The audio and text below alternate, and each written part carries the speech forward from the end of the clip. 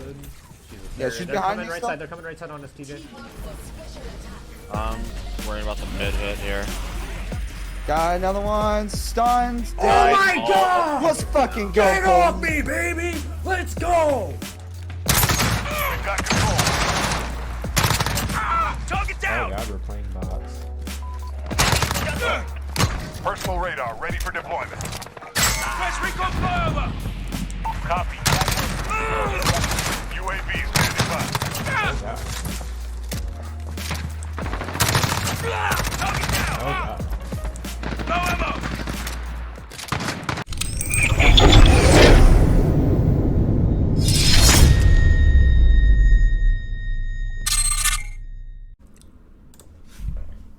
Hey guys, my name is Colton, also known as the Emo Goat, and I am a content creator for Team Devise.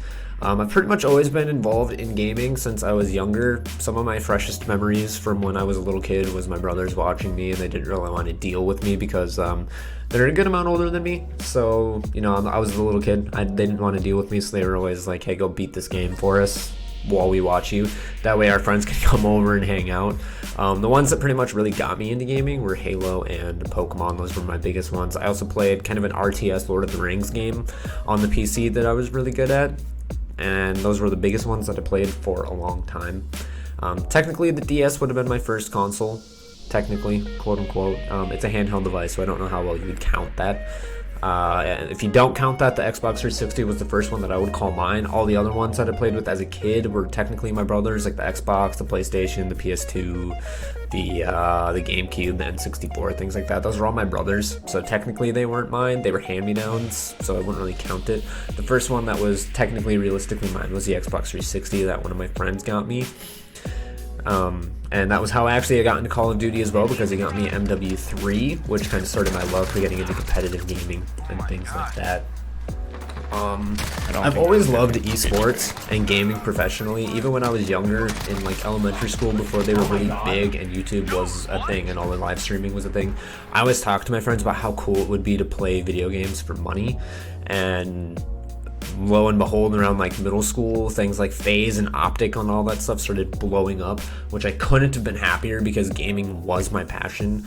That was around the time where I started watching like Tobuscus and PewDiePie and things, other content creators like that. And then like in 8th, 9th grade, I started watching Markiplier and Jacksepticeye, some of the bigger guys, which really accelerated my love for gaming and wanting to make a career out of this, especially because I've always been into content creation of some form. I was really big into theater. I loved music. I was in band. I was in choir at some point. I lightly learned guitar and saxophone and the weird chimes. I don't know, the ones that like the long ones with like the bell that hits them. I don't know what those were called. I think they were just called bells or something. I don't know, guys. But gaming and professional gaming and content creating under gaming has always been a passion and love of mine.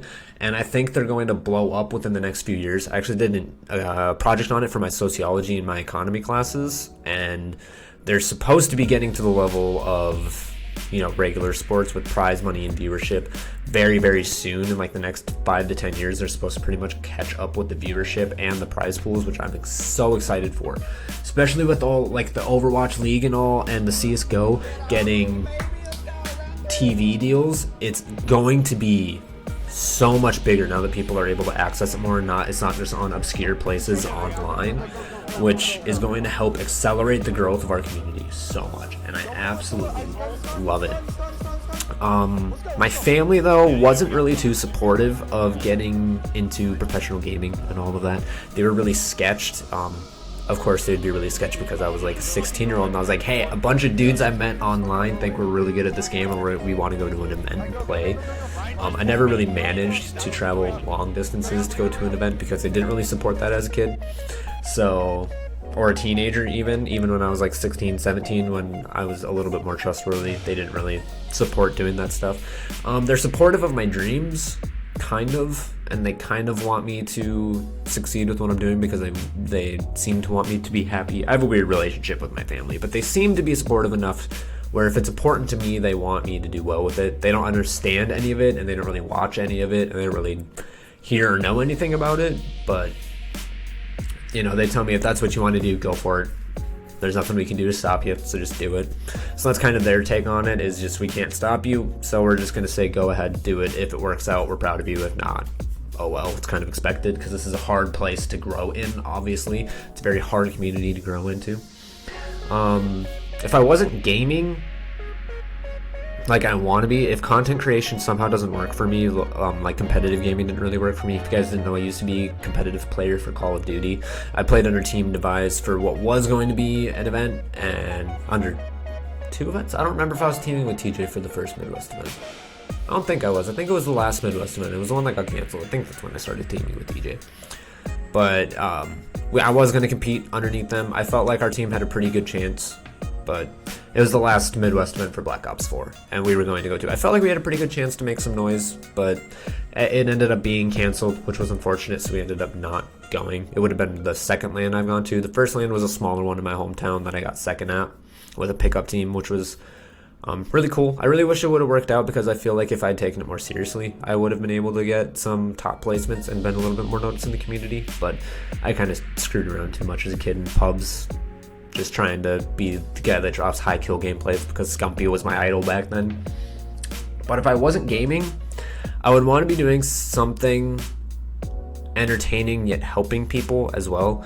I always wanted to be like a psychologist or a psychiatrist, because mental health is a really big thing for me, because I've been struggling with it since I was about 7. So I really wanted to be able to help people alongside that and do it in a really helpful and creative way, which is why content creation is really big for me, because I know it can help a lot of people, because it helped me.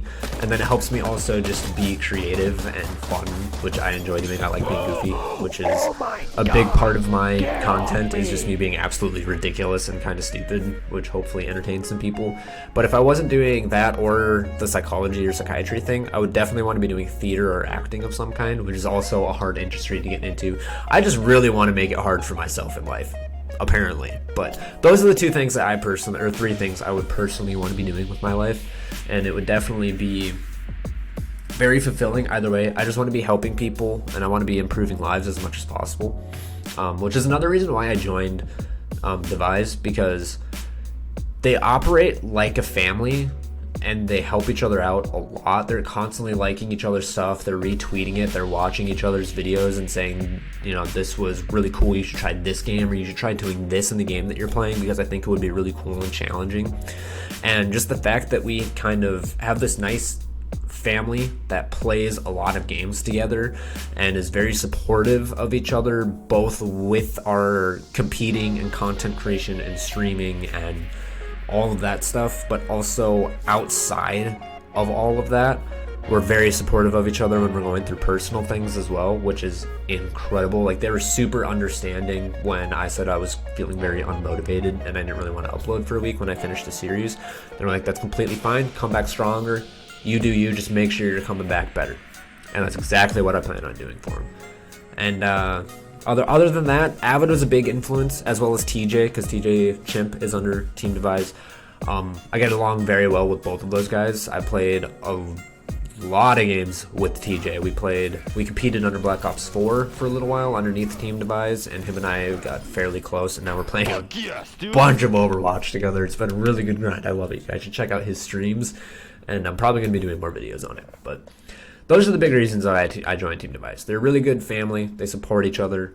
They're very active with their community, which is very helpful, and it's just a really good community to be under and support. But thank you guys for, you know, enjoying this video.